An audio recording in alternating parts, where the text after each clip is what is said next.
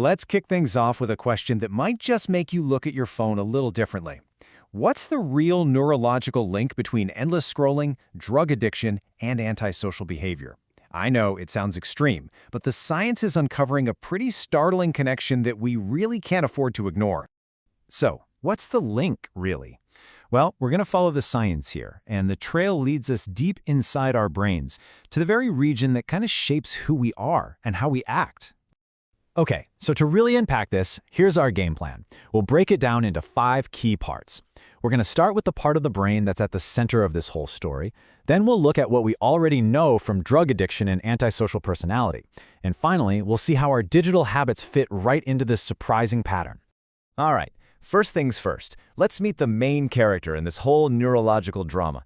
It's a part of your brain that is absolutely essential for just navigating the world. This is your prefrontal cortex, or PFC for short, and you can seriously think of it as the CEO of your brain. It's the part that's in charge of all the high-level stuff, making those tough decisions, stopping you from doing something impulsive, understanding how other people feel, and just keeping your own behavior in check. Now here's the kicker. This thing is a late bloomer. It's not fully baked until we're around 25 years old. And that long, slow development period, it makes it super vulnerable to outside influences, especially during those really formative teenage years. Okay, so if the PFC is this vulnerable command center, especially when we're young, what happens when it runs into a known threat? Let's take a look at our first case study, drug addiction. Yeah, there's this huge body of research that shows drug addiction leads to something called hypofrontality. It's a fancy term, but all it really means is that activity in the PFC just goes down.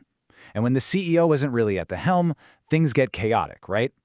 For our brains, that means impulse control gets weaker and compulsive behaviors can start to take over. And wow, check this out. This number really drives home just how vulnerable that developing PFC is.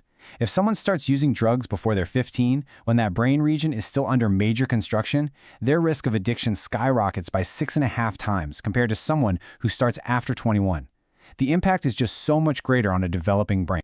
So, the link between drugs and a weakened PFC is pretty clear. But what about behaviors that are, inherently antisocial? This brings us to our second subject, the brain of someone with antisocial personality disorder, or ASPD. And get this, brain scans show a really striking physical difference here.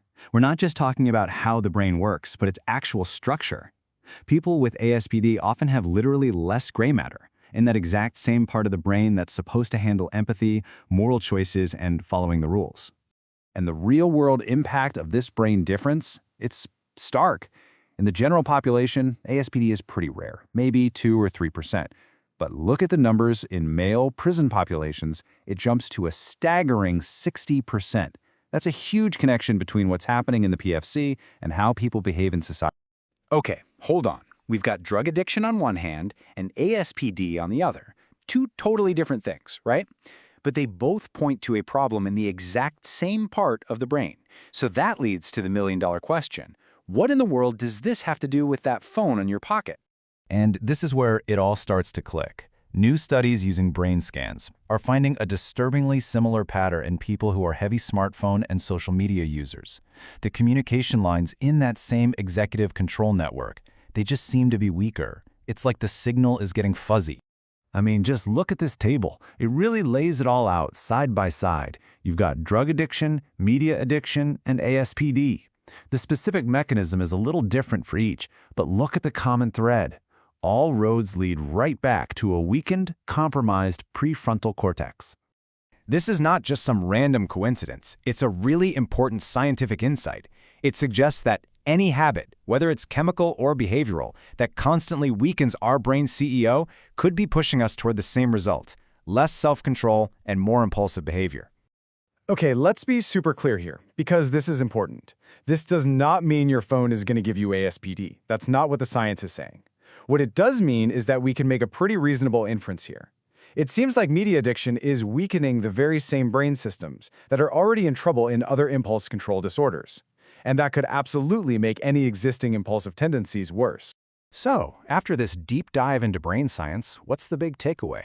Why should we care about this in our day-to-day lives? Okay, let's boil it all down. The prefrontal cortex is basically what makes us human, right? It gives us patience, empathy, self-control. We've seen clear evidence that it's harmed by drug addiction and that it's structurally different in people with antisocial personality. And now, the new evidence is pointing to our digital habits potentially pushing our brains down a very similar track. It's kind of ironic, isn't it? The very tools we think are connecting us might actually be weakening our brain's ability to connect in the real world. And that leaves us with a really big question to chew on. We know for a fact that our daily experiences physically change our brains. So, if our main daily experience is this constant digital fire hose of information and quick rewards, an experience that seems to weaken our brain's control center, you have to wonder, what kind of society are we building, one brain at a time?